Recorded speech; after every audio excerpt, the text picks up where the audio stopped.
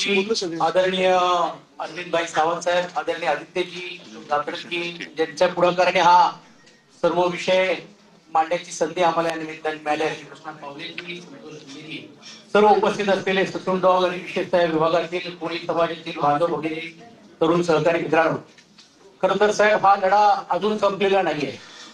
पण ज्या पद्धतीने सरकारची जी भूमिका दिसते की एका बाजूला पीपीटीच्या जागेवरती सर्वच भाडेकरून अनधिकृत ठरवायचं आणि विशेषतः शासनाचीच असलेली संस्था ज्याला एमडीएफसी आपण म्हणतो त्या गोडाऊनला पण परत देखील कायदेशीर रीतीने नोटीस देऊन ते गोडाऊन बंद करून त्यांना हद्दपार करण्याचा प्रयत्न या निमित्ताने होतोय. आणि म्हणून ज्यावेळी आपली सूचना आली, आदित्यजींनी पण तो पुढाकार घ्यायला आम्हाला सांगितलं.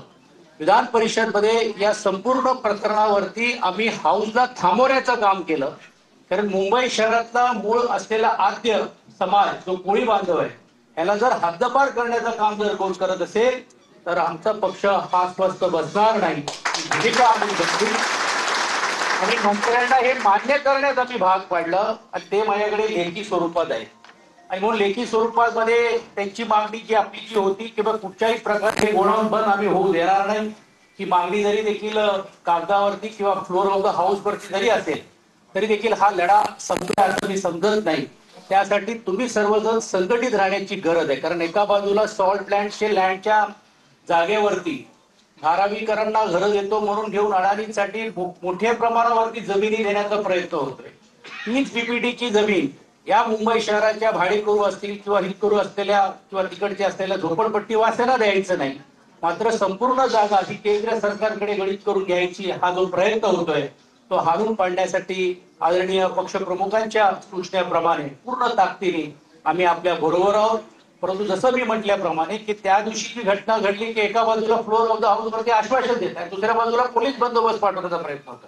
आणि म्हणून आम्ही त्यांना सांगितलं की तुमच्या आश्वासनाला काय अर्थ आहे की नाही, ते तातडीने थांबवलं पाहिजे.